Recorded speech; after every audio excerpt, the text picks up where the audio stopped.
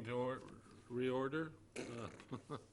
We opened earlier in executive session where we dealt with a couple of issues.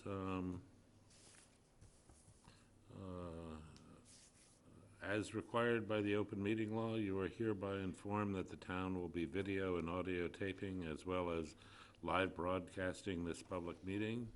In addition, anyone in the audience who plans to video or audio tape this meeting must notify the chairman prior to the start of the meeting. I don't see any equipment out there, so I'm assuming we'll begin with the Pledge to Allegiance. Pledge allegiance to the flag of the United States of America and to the republic for which it stands, one nation, under God, indivisible, with liberty and justice for all. Okay. First item is weekly briefing. Mr. Powers, will you give us a briefing on the sewer program? Thank you, Mr. Chairman. There's actually going to be one update to the update that we received narrative on from CDM Smith, but the first update is regarding Phase 2, Contract 1, which is the work being done by Robert B. Auer. This week, their main sewer crew number 1 has continued the gravity sewer installation on Spence's Trace, and mainline sewer crew number 2 has an update. This week, they are finishing up, or they should have finished up on Monday at Continental Drive before proceeding to Johannes Path, and then later in this week, Ellis Drive, and potentially to Route 137. And again, the work in that area does require detours. Their 2-week look ahead, mainline sewer crew number 1 commenced gravity sewer installation on Somerset Road, and mainline sewer crew number 2 will continue on Route 137. 3-week look ahead for Robert B. Auer, continue gravity sewer installation the week of March 2nd on Somerset Road, and main crew number 2 working on Route 137. Updates for RJV, who is doing the work for Phase 2, Contract 2. This week, the week of the 17th, and next week, the week of the 24th, they'll continue their work on Southwest Drive, which necessitates road closures between Route 137 and Church Street. And then the week of March 2nd, they're beginning installation sewer on Northeast Drive, which will necessitate road closures between Southwest and Church Street. Don? Thank you, Mr. Chair. Joe, I had some people over the past 3 or 4 days ask this question, so I'm just passing it along. It never came through here. We had a number of discussions about the burden that it was putting on the public to have grinder pumps. Then there were other discussions about redesigning it to kind of give it more gravity feed and fewer grinder pumps, and some augmenting of municipal pumps. How many grinder pumps from what we originally discussed did we eliminate? And at one point we were talking too about using that stabilization fund to help buy down the burden to some people who needed that, presumably because they had a grinder pump, a Generac, and a hookup that they had to pay for. Again, that never came back to us. I'm wondering what we're at right now in our plans. So we have a meeting scheduled tomorrow with staff. I can bring those questions up to them and report out to the board. Sure. Hopefully sometime tomorrow afternoon, and certainly do an update here at the meeting next week. Okay. Okay. Nothing further. We'll move on to public comment and announcements. Mrs. Bell? Hi, Valerie Bell. I'm representing Cape Light Compact is why I'm here today. And Cape Light Compact has chosen Harwich to be its next Main Street Initiative recipient. And what that involves is they will come to Harwich Port and they will do sort of like a energy efficiency blitz. They will go from business to business to business, walk down the street. They'll have their engineers with them and light bulbs and all kinds of things, and they will offer small businesses lots of incentives for energy efficiency. They will increase their normal incentives that they give small businesses during the months of April and May when these Main Street initiatives are happening. The advertising and the promotional activity will center on Main Street and Harwich Port, but the program is open to any small business on the Cape. I mean, you don't have to be on Main Street in Harwich to receive the benefits of this. Last year, they did it in both Chatham and Oak Bluffs. In Chatham, they visited 22 small businesses on Main Street, and they were able to give them slightly over $73,000 worth of incentives. And Oak Bluffs, they visited 29 businesses, and they were able to give them a little over $96,000 worth of incentives. So the exact date has not been chosen yet. I've already talked to Cindy at the chamber. She's already talked to Cape Light Compact, so the ball is rolling. The only thing that we will need from the select people is eventually there'll be a letter of support that you will sign from Cape Light Compact saying, yes, we would love to have them come and do Main Street initiative. Great. That's it. And I and Cindy will keep you posted, you know, as to how we are progressing, and hopefully we'll have a great day, and the small businesses will get lots and lots of free stuff. So I assume the purpose of the effort is to bring some notoriety to their small business program and Right. encourage others outside Exactly, of the area. exactly. And to let them know what's available to them. And ultimately, it's to reduce energy consumption, which ultimately reduces carbon and all of that. But and also, it'll be kind of fun. Harwich Port get a lot of publicity, and you know, it'll be great. That'll be good.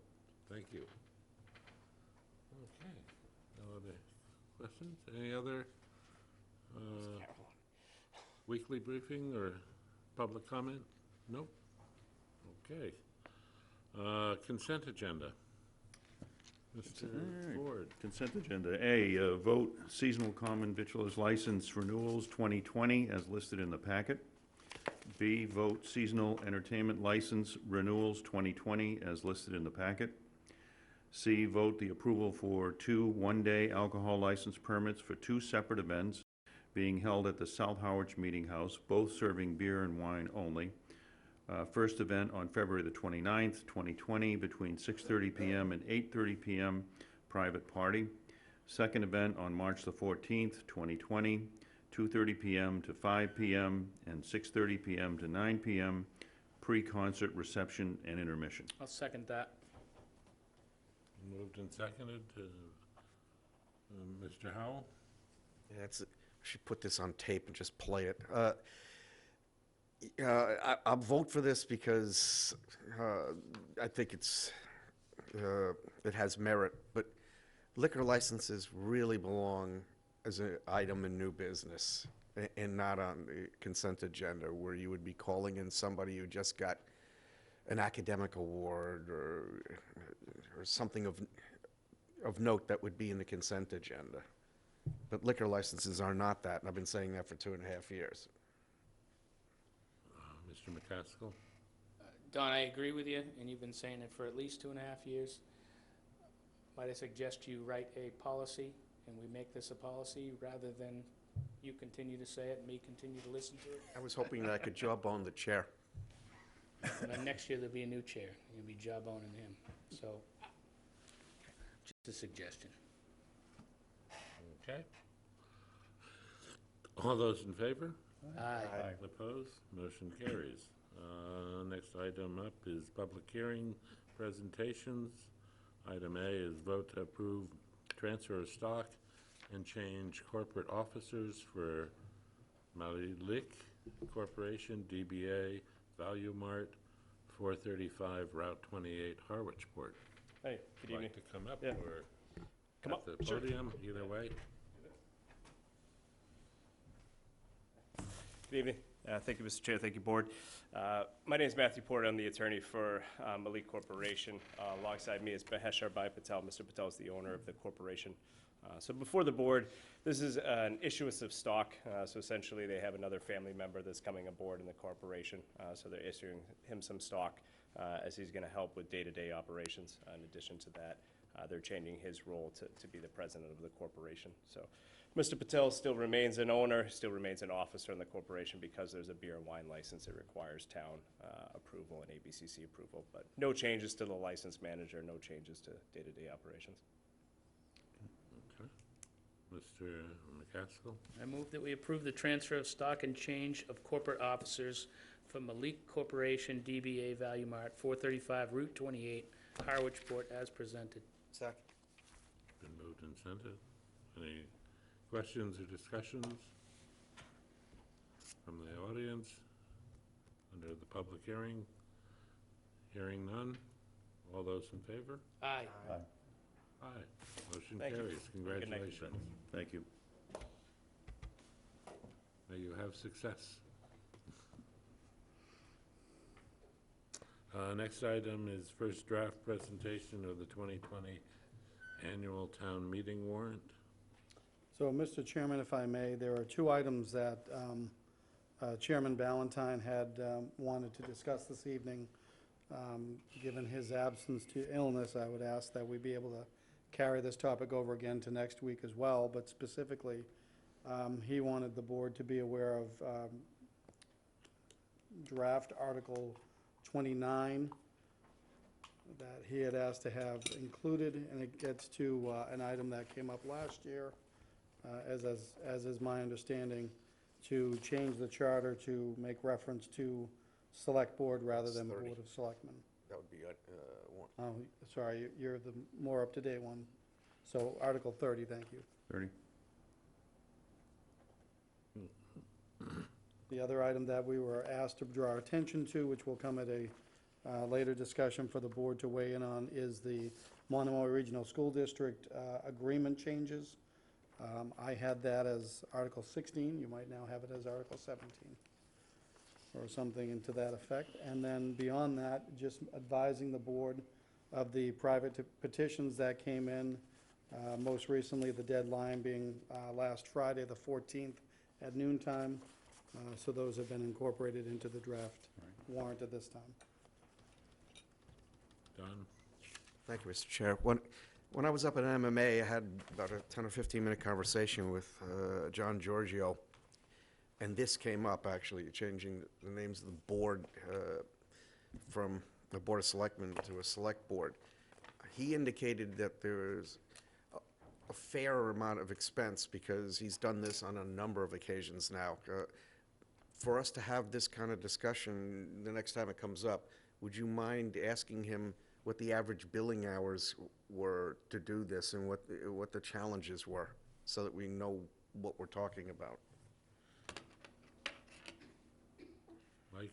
I'd further that by asking that all the questions that came up at last year's town meeting that referred this back to the Charter Review Committee, that at least those questions be brought up to the public if we can find those. And then it's my understanding that we can call ourselves anything we want, but legally to the state, we're still going to be called the Board of Selectmen. And all documents will have to be signed and sent stating Board of Selectmen, not Select Board.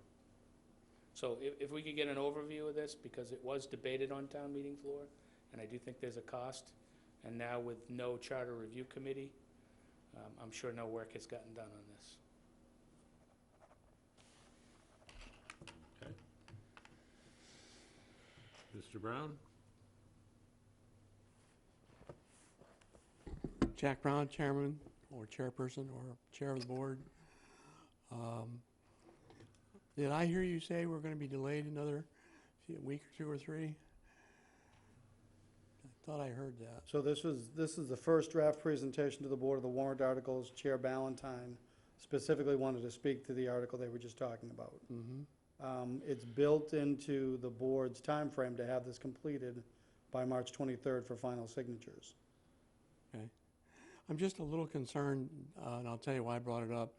Last year, we were a little behind, and I know the committee I'm with felt rushed. And, you know, we just, you know, it mounts up. The delays mount up, and we just try not to have that be the norm. Joe? I think the concern is when the warrant will be moving on to the Finance Committee. Is there any reason why the draft can't be moved on? Because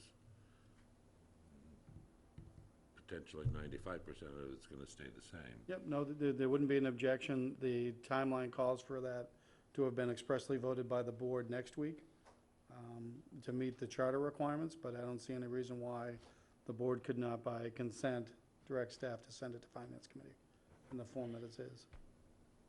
Don? This is off point to what Jack was saying, but the change to the Monomoy-Chatham agreement, because we have history with this in the past, when they hand it over to either FinCom or us, could they mark it up to show us what they're changing? Because right now, all I've got is language. I don't know what's... I believe we do have that, so I'll Yeah, but it'd be incorporate helpful that. for everybody to Understood. deliberate based on what it is that they're asking us to change. Thank you, Donald. Mike? I move that we send the initial draft of the warrant to the Finance Committee for review with the understanding that it's an initial draft, subject to change. Second. We will be meeting Thursday night, by the way, if you want to put in your 2 cents that early, that'd be fine.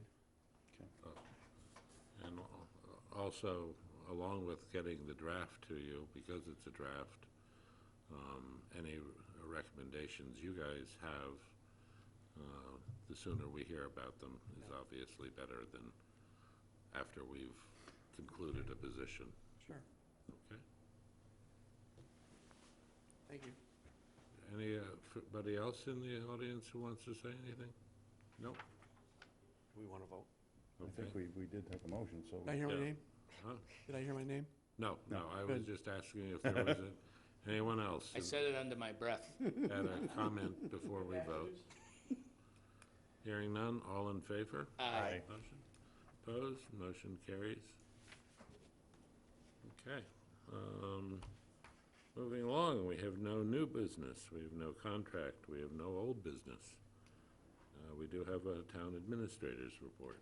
Thank you, Mr. Chairman. Members, as I just mentioned, as you'll see in the budget timeline, 2 key items coming up, one of which you just dispatched, and then next week, the board is required to submit a final budget to the Finance Committee, and that'll be on Monday, the 24th agenda. The only other item I have is just advising the board and the general public that I was made aware today of a winter peer group meeting that is to occur for Orleans, Brewster, Chatham, and Harwich. This is on peer group meetings regarding housing production on the Lower Cape. The event is going to be held on Thursday, March 5th, 2020, from 3 to 5 p.m. at Brewster Town Hall in Room B. I know I'll be attending, and the town planner will be attending, among others. Don? This would be putting my Affordable Housing Trust hat on just for a second. The creation of the trust happened through a bylaw adoption. So it's actually in our bylaws section, not in the charter. But I think the language needs to change a tiny bit because it doesn't say who. I hate passive voice sentences. But it does designate the town administrator or designate. It doesn't say who designates, whether it's the town administrator or the Board of Selectmen. So it'd be helpful if I can get the agreement from the Board of Selectmen that since it's an ex officio position and the person who's, we have somebody occupying that position on at least a temporary basis, that we agree that that person can sit on the trust, at least for the duration of the time of their designation as town administrator. What? Is anyone interested? Or are we just going to randomly pick somebody? Well, that's the point. I'm not even sure we can, because I'm looking at the language and it looked kind of like the, that needs to be tightened up. It looked kind of like an argument could be made that the town administrator could get to redesignate who that might be, that the Board of Selectmen, in no place in that bylaw suggests, the Board of Selectmen votes the chair, the town administrator in. It names it by title, as an entitlement. So is the ask to acknowledge that Joe's okay to be in there? Yeah, I'm just kind of trying to get an understanding that, rather than saying, I need your vote to appoint him, that's the language, that the town administrator serves on that. And my argument would be whoever it is that serves as the town administrator, whether temporarily or not, fills that position, because otherwise we're down a person and we got one person who's participating by remote. I think it's fine. As I read it, charter says that the acting town administrator Has all the sits powers in of, yeah. as the town administrator, and I didn't want to make that everything shot, that and goes call that with it. shot myself. I just thought I'd bring it up. I think that it's reasonable to assume that whoever it is that sits Yep. there is that. Well, thank you for the transparency, and I'm fine Yeah. with it. yeah, If we're looking for consensus, yeah. Okay, that's fine. Okay, thank Joe for the added duty. And technically, that concludes my report. Okay. anything else we want to pile up? Yes? You got a real shot of setting a record here, buddy. Okay. Moving along, selectmen's reports. I just have a question, actually, Okay. perhaps can be answered. We discussed having get-togethers with department heads relative to the budget and their thoughts on each department. How are we going to do that? Are we going to do that as a joint meeting? Are we going to do that individually with the departments? I hadn't had a chance to ask Larry what his thoughts were, but, you know, I'm keen to follow up on it because I've read, it makes me sound kind of boring, but I've read through that budget already. And, you know, I am very keen on trying to hear the point of view from the department heads, so. So the standard procedure, as I'm led to understand it, is on Saturday, March 7th, the Board of Selectmen meets jointly with the Finance Committee. I believe it's here from 8:30 to 2:30, and it's essentially a round robin, if you will. This year, however, I worked with the Finance Director to ensure that the departments that were greatly impacted by the proposed budget either be granted more time or be granted time where they may not have in the past. So if nothing else, both bodies will be able to hear from those department heads or their materials that they submitted, because there are a few folks who are otherwise unable to attend. So that would occur on Saturday, March 7th. Okay. We have the meeting next week where the board has its final review of the budget before it gets officially passed to Finance Committee by the board. If you wanted to use that time as well, I can work with staff.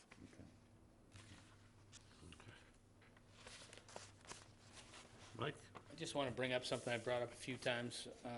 I'd really like to see some open meeting law training for our committees, especially the committee chairs and the people doing the agendas. Several mistakes still, and some that we could be called out on. So I think it'd be important to get the state or our legal counsel down to do an open meeting law training, or more than one if possible. I can reach out to KP Law tomorrow. I know that that's included in their annual billing for us as well. So you'd be looking for predominantly committee members and chairs, or broader audience? As or- broad as we can get. Sure. Don? It happened so fast, he missed it. I don't have anything. Okay. All I have is, you've found out in your mailboxes received from the clerk of the Selectmen and Councilors Association that their meeting notice for February 28th, which is an unusual date for them to meet, but it was done that way to facilitate having the full legislative delegation available to meet with the selectmen in the county and with the selectmen from Martha's Vineyard. So encourage you to make it if you can. Didn't we just get an email on that? Yes. Yeah. It was sent to you by the clerk. Yes. The clerk. Anyway, is there nothing further? Motion to adjourn? Second. That's a record.